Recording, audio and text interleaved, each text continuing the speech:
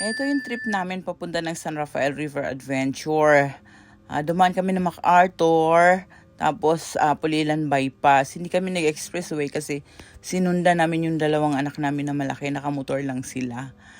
So, dyan kami dumaan sa MacArthur Highway. Tapos, una silang dumating, dumating na kami, dumaan na kami ng reception area. Tapos from reception, medyo malayo-layo pa yung kaming cottage. Yung kinuha namin is yung glamping with a twist. Sa tabi siya ng river. Sa baba, pababa siya. Medyo malayo siya sa reception kaya dinadala yung car doon. Tsaka meron namang parking. Maluwag yung parking nila. Tsaka may mga butler silang mag-a-assist sa'yo. So kung ano yung mga needs mo, yung butler na rin magdadala sa'yo ng mga orders mo kasi malayo sa reception. So, yan na yung aming glamping cottage. Dalawang glamping cottage kinuha namin kasi good for 2 lang yan eh. Yung price niya, accommodation. 5 kami, kaya dalawa yung kinuha namin. Magkatabi siya. So, yung mga kids sa kabila, tapos sa amin yung sa bungad na glamping cottage. So, maganda yung cottage niya, malaki. Actually, kasya naman kaming 5. Kaso, kumuha na lang kami para maka-sleep din sila ng maayos sa tent. So, yan, dala namin si Lucky, yung aming dog. Tapos, nagbaon na rin kami para sa aming dinner. So, yan, si Kuya, tsaka si Dico.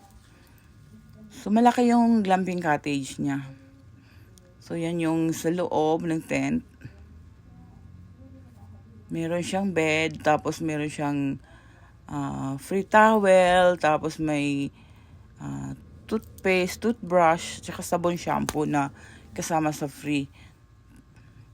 So, yan yun. Since gabi kami dumating, kasi yung check-in time is 7:30 p.m. So, mga 7:30 na rin kami dumating. Kaya, nung gabi, lumabas kami, inilibot namin yung area. So, meron siyang El Rio Coffee shop. Yan yung Two River Cruise. Sa gabi, sa umaga pupuntahan din namin. So, nalibot muna namin sa gabi para makita namin yung area. Maganda rin naman sa gabi. May mga lights. Maliwanag din. Pwede ka na rin mag-swimming sa gabi. Kasi hindi kami nag-swimming kasi napagod na kami sa biyahe. So, lumibot lang kami sa area. Picture. Tapos nagsa-sightseeing. Yan yung koi pond nila. Sa umaga makikita mo yung mga koi dyan, marami. So, since gabi na, madilim, hindi mo na sila makikita. Yan yung nandyan yung mga koi. Tapos, yan yung malapit sa, ewan ko, inikot-ikot lang siya namin. Dun sa may El Rio Cafe. So, meron siyang parang view deck. Tapos, meron siyang mga duyan. Pwede ka magduyan-duyan. Marami din diyang nakastay kasi pumunta kami Saturday. So, nung Saturday, may isang bus pang dumating. Halos kasabayan namin. So, marami rin silang mga guests. So, marami rin silang mga cottages. Saka, glamping cottages. Marami din sila. So, ayan, winoking namin sa gabi. Tapos, nagpe-play lang doon sa playground. May playground dyan eh. May playground. Katabi ng playground is yung infinity pool niya. Yan yung playground. So, kung may mga babies, mga bata, mga kids, pwede dyan maglaro sa umaga, sa morning. So, ayan, yan lang. Yung gabi na yan, wala na ang mga tao kasi gabi na natutulog na rin siguro yung mga kids. Nung umaga, madami din mga bata dyan naglaro. So, meron din silang mga ganyang attractions. Naglaro muna yung mga anak ko kasi wala namang ibang taong naglalaro. Kaya sila muna ang naglaro. At nakisali na rin ako sa paglalaro after ni Kuya. So, kami naman ni Paolo. Ayan, nag-enjoy naman kami sa paglalaro dyan. Hanggang sa mapagod. So, yan na po. Yan na yung morning view, naka-timelapse. Yung sunrise, yan yung sunrise niya. Sa gilid kasi kami ng river, yung aming glamping cottage with a twist. So, yan na yung view sa morning papunta sa aming cottage. Yan, makikita na dyan Yun yung pababa. Pababa kasi kami. Ayun yung river, tapos pababa kami. Andun yung glamping cottage namin. Saturday kami, ang worth nung cottage is 3,200. Tapos, meron siyang additional person is 1,250. Good for 2 packs lang yung yung cottage price. Tapos 1,250 pag may additional person na kasama. So, yan na yung pababa ng cottage. Yan, may hagdanan siya. So, yun, may isa pang glamping cottage sa kabilang side. I think dalawa. Tapos dalawa din sa side namin. Sa side namin, kinuha namin lahat yun. So, yan na yung morning view ng aming cottage. So, yan. Kitang-kita na siya. Tapos may river. Yan, malaki siya. Malaki naman siya. Yun si Lucky. Tatay Ferdy nag-e-edit. Tapos, after that, nag-breakfast na kami. Yan, free breakfast. Lahat free breakfast. Yung accommodation namin. So, buffet yung breakfast niya. Masarap naman yung food. Mabubusog ka rin naman. Tsaka ang daming guest. Ang dami namin puno yan yung parang function hall nilang dalawa. Puno ng mga nagbe-breakfast. So, since hindi pwedeng pumasok yung pet sa loob ng kainan, nasa labas lang si Lucky. Doon namin iniwan, tinali lang, pero kinuha din namin after kasi bawal pumasok. Kumain lang kami, mabait naman siya, nandun lang. So yan na, nag-iikot-ikot na kami sa area. Gahanap kami ng masiswimingan. Punta kami sa sa waterfalls pool. Ito na yung waterfalls pool niya. Mababa lang siya. Advisable siya sa mga kids kasi pang bata lang yung lalim niya eh. So yan na yun. Sa likod niyan, sa likod pala siya ng kainan. Yun yung building na yan. Yun yung kainan. Pero iikot ka bago ka makapunta dyan. So ideal siya for kids. Ayan, meron din siyang duyan-duyan. Tiglalaro yung mga anak ko dyan sa duyan-duyan. Ayaw nila maligo doon sa waterfalls na pool kasi mababaw daw. So nag-aaya sila to infinity pool sa kabilang swimming pool. Hindi ko na na-video yung infinity pool kasi naligo na ako. Tinago ko cellphone. After namin mag-swimming, nag-activity naman kami. Yan, pedal boat kami ni Tatay Ferdy. So enjoy din siya kahit mainit. Masaya naman yung adventure niya. May pedal boat. Merong kayak. Yung pedal boat, hindi siya kasama sa free dun sa accommodation. Ang free lang dun sa accommodation is yung kayak. So, nagbayad kami additional for the rides. Tsaka iba pang, kung gusto mo mag-rides, marami siyang rides dyan. Meron siyang, mga activities. Pero yan lang ang inano namin. Kapagod na rin kasi pag kinuha mo lahat eh.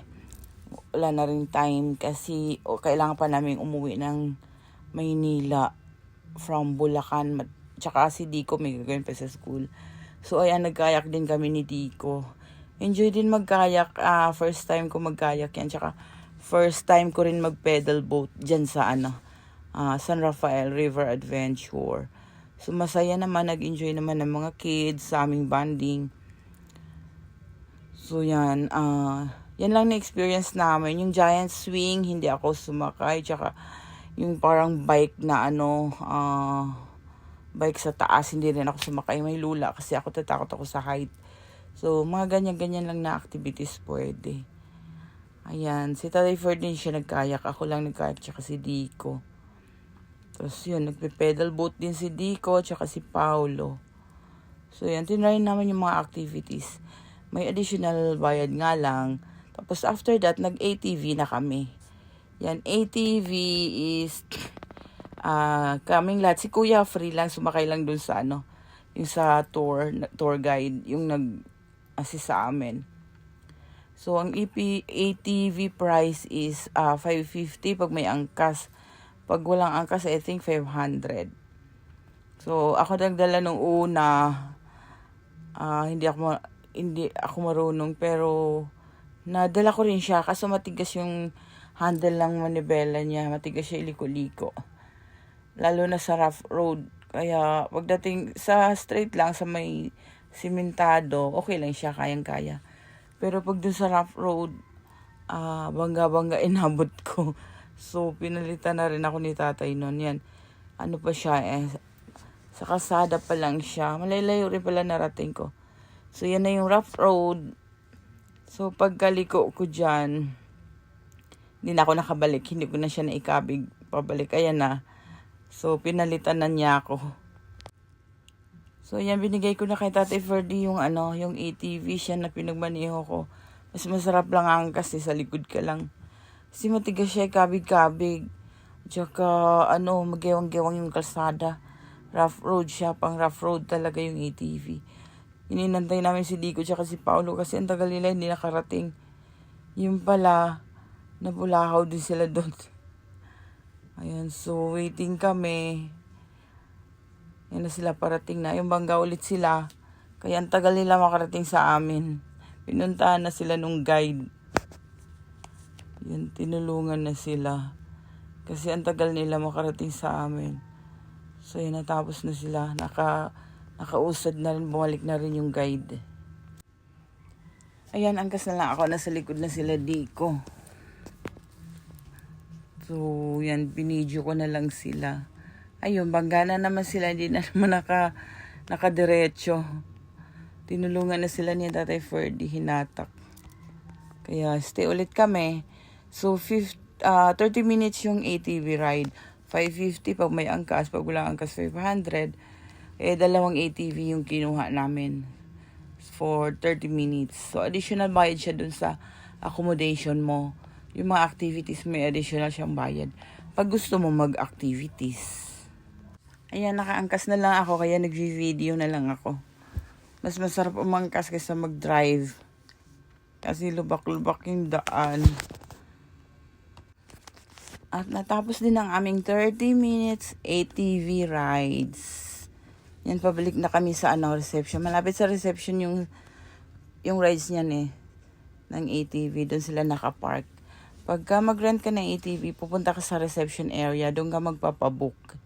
Tapos ililista yung names nyo. Tsaka magsasign ka doon. Yan, tapos na yung aming rides. Yan. So yan, preparing to go home na kami. Handa na kami para umuwi. Nag-check out na rin ako sa reception that time. Ang payment ay upon check out. Nandun yung total ng lahat ng bill at saka activities. So yan lang po. Thank you.